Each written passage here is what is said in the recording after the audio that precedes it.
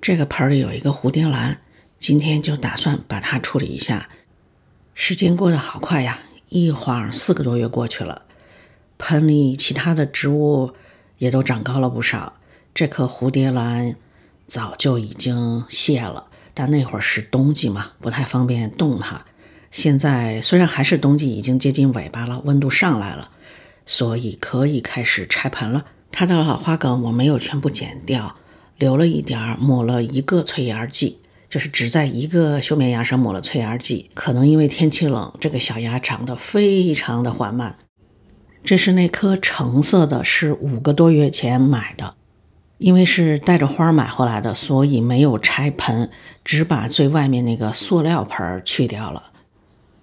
因为这个水苔已经非常的干了，拆不开，所以要先水泡一下。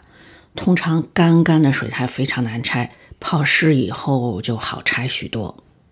趁着泡水苔的功夫，我去找了一颗比较小的正开着花的，先暂时填补上这个空缺。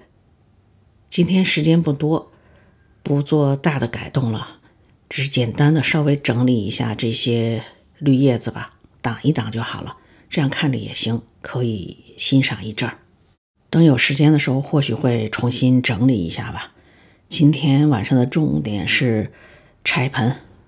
最近封城一直在家里，反倒比平时忙多了，多少年不干的活都翻出来干干。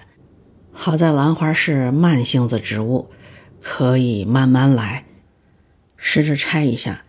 通常来说，如果这个水苔干的特别透的话，再重新让它湿会要花更多的时间。我感觉还没有太泡透，好像还有点硬。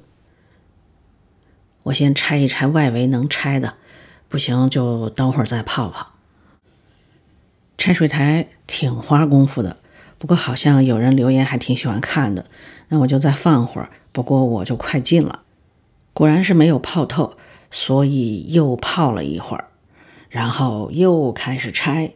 这些水苔分2层，拆盆的时候能明显的感觉到，这是因为一般兰园是不会拆水苔的，他们小苗的时候用小的盆包上少量的水苔，等它长大一点需要换盆的时候，只在外面再包一层水苔，换一个大1号的盆。有时候还会遇到包了3层的水苔，每包1层就代表换了1次盆。水苔拆到这样剩的不多的时候，可以拿到水龙头下去冲，这些细碎的水苔冲一冲就可以冲掉。这颗根还不错，几乎没有烂根，但是有干掉的根，而没有干掉的根也是偏瘦的，有那么一点点皱，那说明我在养护它的过程当中，水经常是偏少的。事实上也是如此，因为前面几个月多数时间都比较冷，所以水给的很少。已经干掉的这个根可以剪掉，是因为我正好打开了，顺便把根就修一下。那如果是养在植料里并没有要换盆，这个根可以不管它。这也包括如果在平时养护当中透过盆壁看到有少量的烂根，不需要特别着急，大多数情况下不会波及其他的根。接下来的养护只需要稍微注意一下，不要过湿，就基本上差不多。当然如果有大面积的烂根，那是需要马上处理一下。找了一个透明花盆，下面放了一点小石头，主要是为了增加重量，避免头重脚轻。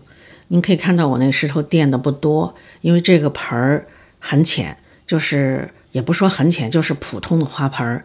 因为之前我用的好多盆都是拿瓶子做的，我做的都是偏高的，下面就可以垫非常多的石头。那这个就是普通花盆，就不用垫那么多了。我在往里面倒桃粒，我加了些水，主要是想减轻一下桃粒的冲击力。我没敢使劲倒，所以看起来这桃粒下不去，可能还是要用手把它们抓进去吧。依然保持盆里有水，这样往下放桃粒的时候也能够减少一些冲击力。桃粒表面非常的粗糙，我曾经吃过亏，所以是一朝被蛇咬，10年怕井绳。每次放桃粒的时候，我都比较小心，生怕把根给打坏了。已经木栓化的比较好的这种老根还好，比较抗造一些。新长出来的根，或者是那个根的水晶头，就特别怕受伤。这颗叶子和根都比较偏红一些，我觉得这是品种的缘故。之前还更红，到我家之后，因为放在屋里欣赏，可能光没有那么好，我觉得还绿了一些呢。桃粒放满之后，就可以从水里慢慢的把盆提出来了。随着水的慢慢退去，桃粒会自己在盆里找到一个合适的位置。养护蝴蝶兰的方法有很多种，桃粒只是其中一种。我为什么要选择桃粒，也没有特别一定或者说必须的理由，只简单说一下我今天换盆的一些想法吧。认为它是理由也行。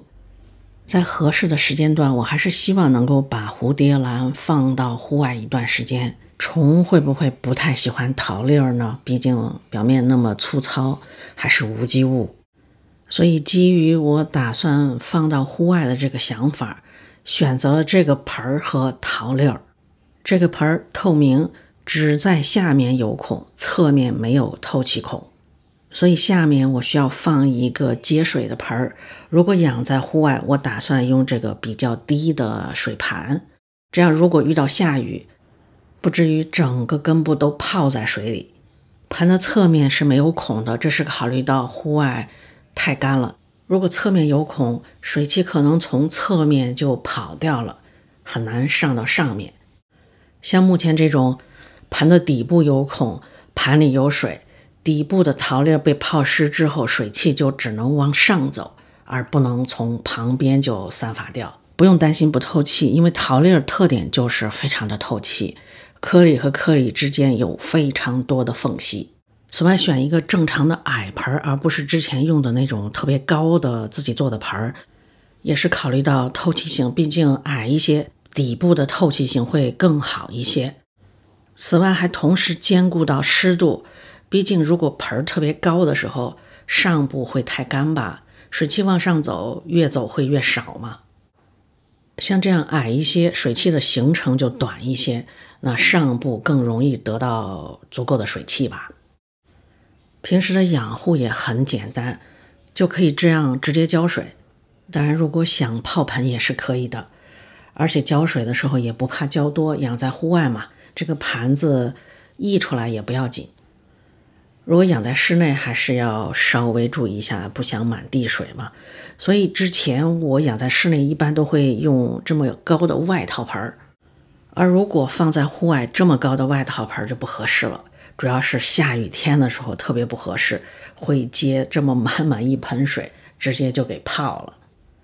所以我会说，其实很多的养护方法都可以，只要根据实际情况调整就行。也所以遇到那种哪种养护方式或者说哪种质量是最好的这种问题，我就特别的难回答。如果开花了需要搬到室内欣赏的时候，还可以加上一个漂亮的不透明的外套盆。所有这一些都是根据需要，根据情况来调整。